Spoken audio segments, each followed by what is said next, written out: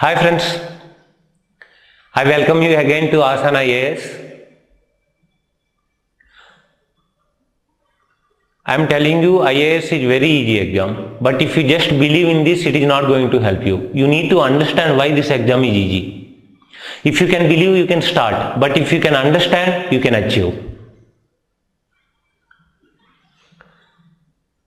You know that I have divided environment into 5 parts: introduction, wetlands, biodiversity, climate, environmental laws, environmental movements, environmental organizations, etc. Of course, current also will be covered in this only, don't worry. So, we have started wetlands. I further divided this into 3 subparts: introduction to wetlands, coral reefs and mangroves. So, we already have done introduction to wetlands and coral reefs. So, this is the third video, that is mangroves. This is also a very small topic, hardly it takes 20 minutes, not very important. Again, you hardly get one question maybe once in 4 or 5 years, okay? Just, फिर भी don't skip it. We will learn each and everything, okay? So, let's start this. First, we understand what we will discuss in this topic. So, first I am going to tell you what are mangroves. Then we will understand the characteristics of mangroves. Third, we will see the functions of mangroves or benefits of mangroves, then important mangroves, where they are located. And finally, what is mangroves for the future, MFM. It was in news last year, that's why we will just see mangroves for future, what is it. So these are 5 concepts we will see here. Getting me? I prefer you don't make any running notes, I am against it. In fact, you see, when you make running notes, your focus is on making notes. You listen to it. If you do not understand, listen again and again. Okay, 2-3 times you do this. Then you take a white paper and you write everything, whatever you know about this topic yourself without seeing anywhere. That is what is much better than making running notes. Never do that. It is my suggestion. Okay, first we will start with what are mangroves. If you see, mangroves are shrubs or small trees that grow in coastal, saline or brackish water. Simple, you can see from the picture. These are small forests, or you can say small trees. They grow not on land, they grow on marine water. That means they are adjusted to such atmosphere or they are adapted to such characteristics, such nature, so they can survive in salt water. Got it? So mangroves are shrubs or small trees grow in coastal, saline or brackish water. Got it? If you see they are salt tolerant. That's why they are surviving in that kind of harsh conditions. So that's why they are also called as halophytes. Getting me? So mangroves are salt tolerant trees, also called halophytes, and are adapted to life in harsh coastal conditions. So they are adapted to such environment, like the conditions like tidal force hoga, similarly salt hoga water mein, kabhi oxygen nahi hoga, multiple things, storms hoga, still they can survive there. They are adapted to such situations. Got it? So this is the first concept. Now we understand what are characteristics of mangroves, how they are surviving in such atmosphere. So such environment mein kaisa reh pa raha hai, ka matlab what kind of characteristics they have. We'll see that. First we understand they are adapted to low oxygen. Even if you know the heading, that is sufficient. We need not go deep into this because we are not doing any research on them. So we are only understanding the basics of environment.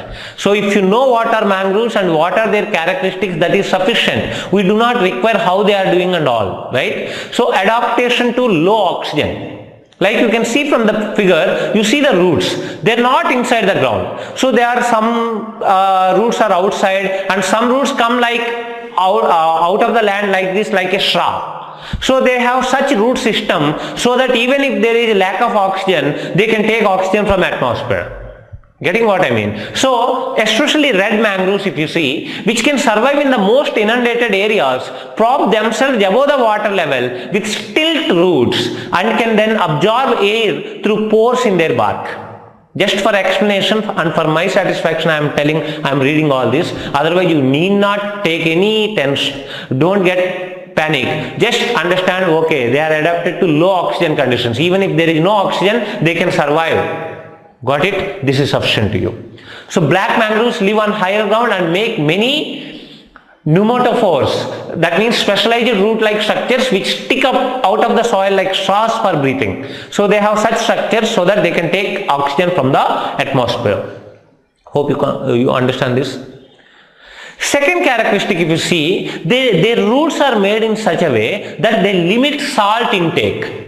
Because they are in salt water, so if they start taking salt water, all that salt, what happen, it will be in their roots and trunks. So that's why they limit salt intake. Getting me? Maybe kind of filter like structure will be there, so they avoid taking salt and they take only water.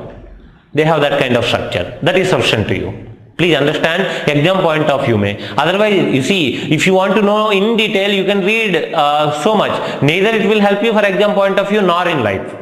Our life is not only to understand how they are doing. We have to know so many other things also. Getting me? So, third characteristic, if you see, limiting water loss. Their leaf structure is made in such a way that they limit water loss.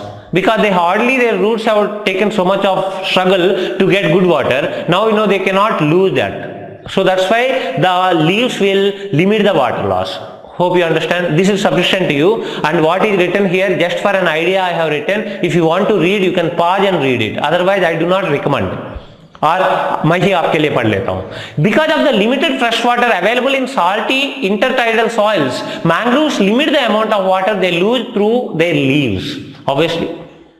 They can restrict the opening of their stomata, pores on the leaf structures which exchange carbon dioxide gas and water vapor during photosynthesis. Getting what I mean? So leaf structure is like this. Those pores, they do not open. So water will not get evaporated.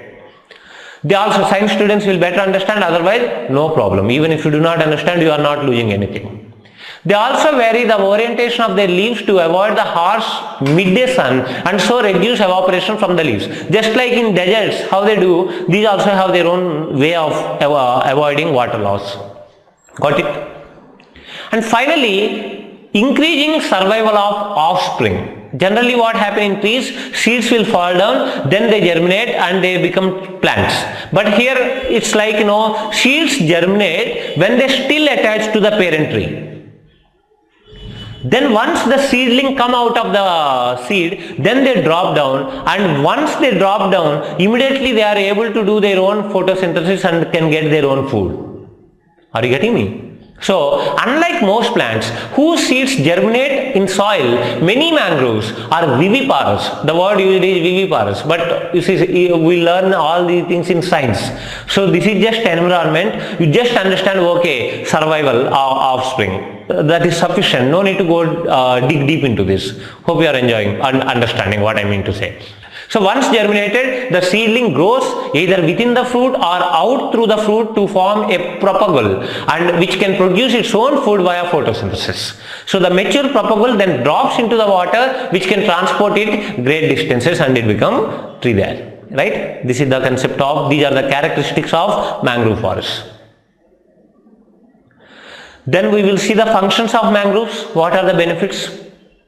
First is very important one. They have a very extensive roots. You can see in the figure, the mangrove trees have so many roots, extensive roots, and they are very strong. They do not get uprooted. If they start getting uprooted just for tiles, they cannot survive in such conditions. So they are very strong roots, extensive roots. That's why they protect the shoreline. Even they are helpful at the time of tsunami and all. That's why there is a story, there is a, when 2004 tsunami had come, there was a village in Tamil Nadu which was surrounded by mangroves, and that village got very minimum damage because they can stop the tides and all, right? So shoreline protection is one of the benefit. Getting me? Then breeding grounds. Again very important. They are breeding grounds, so obviously important for many species. Hope you understand me. Then if you see timber, even if you use them in proper way, they are helpful and they can be used as constructing houses and all, small timber purpose also, right? So these are benefits of mangroves. And we will understand now important mangroves, where they are located. If you see the distribution, this is all not required, I am just reading for my satisfaction. Mangroves can be found in over 118 countries and territories in the tropical and subtropical regions of the world. The largest percentage of mangroves is found between 25 degrees north and 25 degrees south. Just keep this in mind. See, 25 degree or 26 degree is not important, but understand they are also found extensively in tropics. Lower latitudes you find them.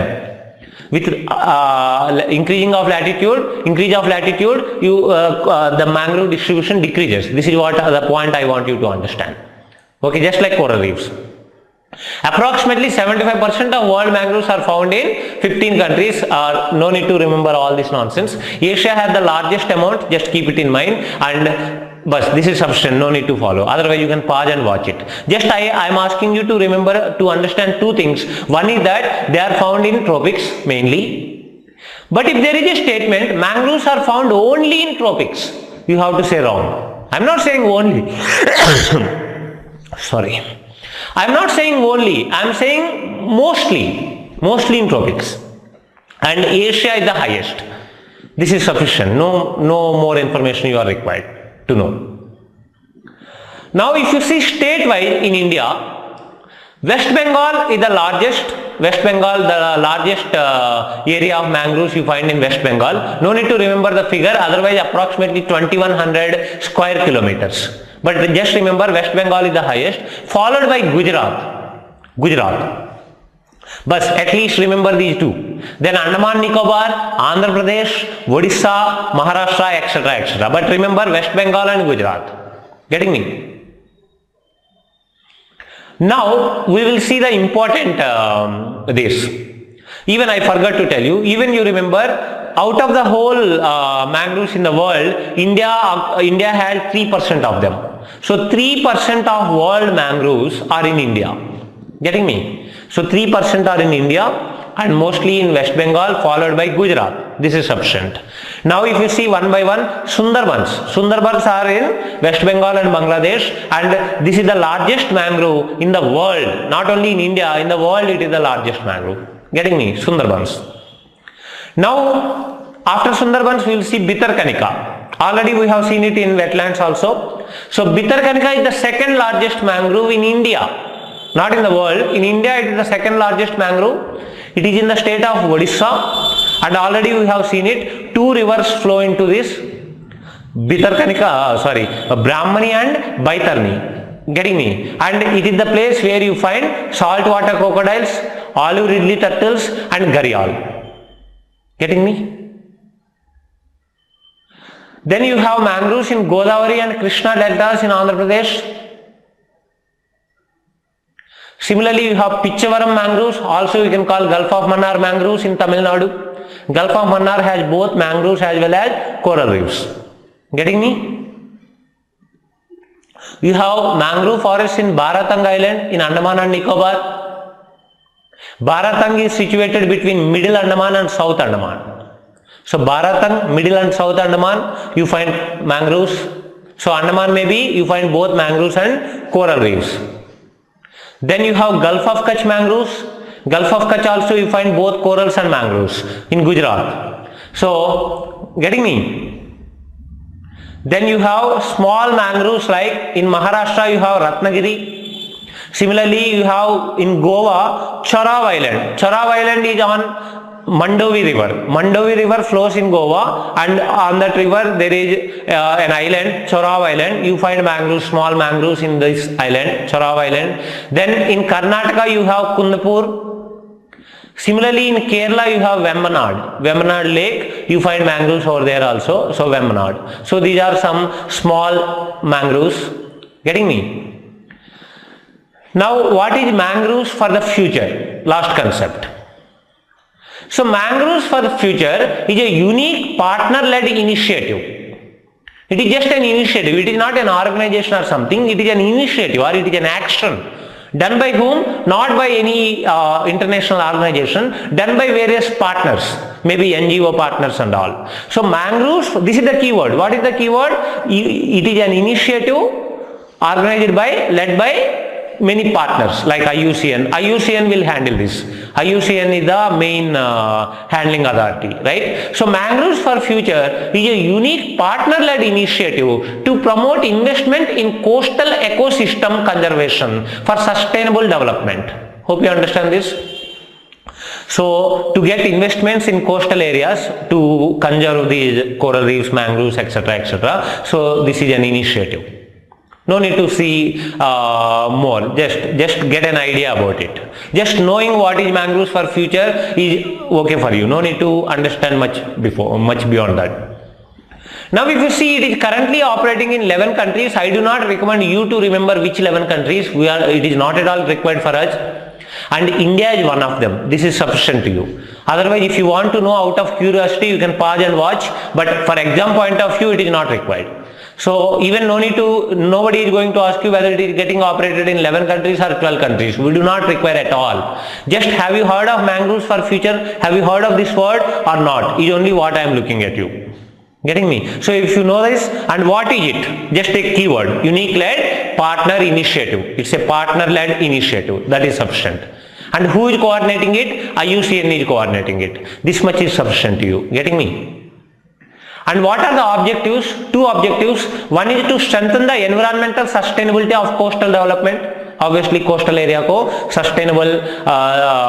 sustainability लेके आना. Similarly, to promote the investment of funds and effort in coastal ecosystem management for sustainable development. उसको environmental sustainability को strengthen करना है and उस पे investment को promote करना है, investment को लेके आना है, right? So these are objectives. This is all about mangroves for future. Hope you understand this. Not very important. If it is important, I myself will spend a lot of time to make you understand, because like this, each and everything, so many such things are going on. You cannot know each and everything. If it is in news, or if it is started recently, or if it is something very great, then we definitely learn. Otherwise also we learn, but we don't waste a lot of our time. We just see and forget. That is the idea of preparing for IAS, if you ask me. Getting this? Now let me summarize what all we have seen. First, we have understood what are mangroves. What are mangroves? These are small trees or shrubs that grow in coastal saline or brackish water. And these are salt tolerant trees. That's why they are also called as halophytes. And we have seen their characteristics. They are adapted to low oxygen conditions. Similarly, their roots limit the salt intake, and their leaves limit water loss, and their seeds will germinate when they are attached to parent tree. That means increasing survival of offspring. Then we have seen their functions like shoreline protection because of their extensive roots which do not get uprooted. Similarly, they are breeding grounds, so very important for species. Similarly, timber if used properly. And what is MFF? If you see MFF, it is a partner-led initiative to promote investment in coastal ecosystem conservation and sustainable development. And it is coordinated by IUCN, and it is currently operating in 11 countries, and India is one among them. This is sufficient. You see, whatever you can see in this, now this much if you know, this is sufficient about this topic. Getting me?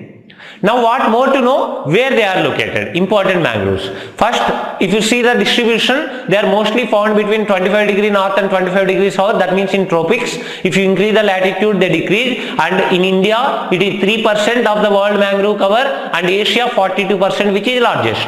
Now if you see, West Bengal is the highest in India. No need to remember the area exactly. Followed by Gujarat. Then Andaman, AP, Odisha, etc. etc. Then important mangroves are Sundarban, which is the largest in world, and you have Bhitarkanika, second largest in India, where you find Brahmani, Baitarni rivers and saltwater crocodiles, olive ridley turtles, gharial, etc.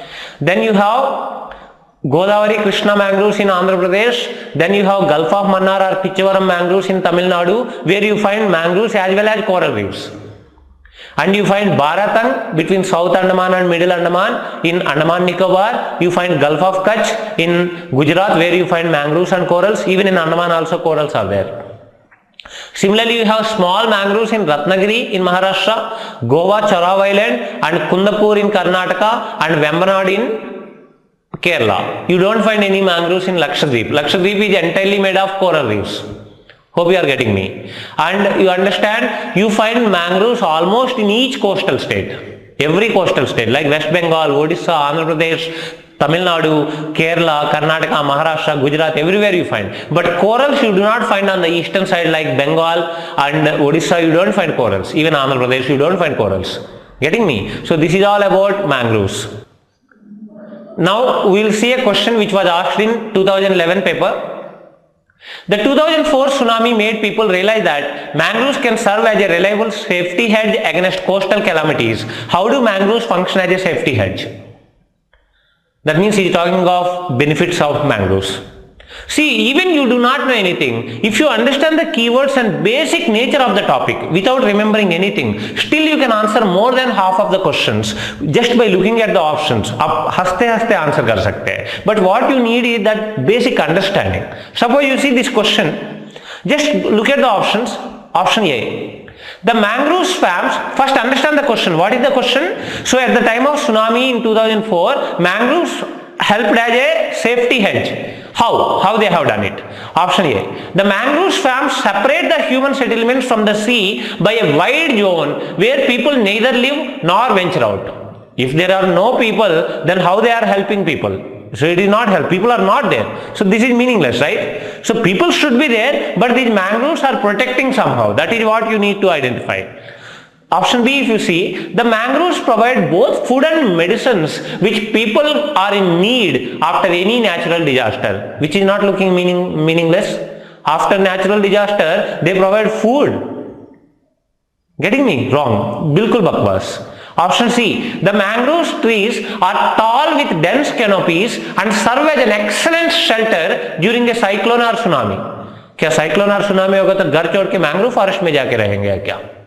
Very meaningless. So they are not providing such thing. This is meaningless. Now D, the mangrove trees do not get uprooted by storms and tides because of their extensive roots. Obviously, since they do not get uprooted by the storms and tides, so the tides cannot advance beyond these trees because they reduce the power of the tides, right? Obviously. So that way they help. Only even if you use common sense and have basic idea about the topic, you can answer such questions. That's why I am trying to tell you, please understand, it is not how many things you remember, it is like what you know the basics, how you are understanding the question, reading the options and eliminating the wrong ones, getting the sense of it. That is what you need to improve. Got it? Otherwise it is very easy question. So D is the answer. So this is all about mangrove topic, very small topic, and hope you understand this. So thank you for listening. Okay, thank you.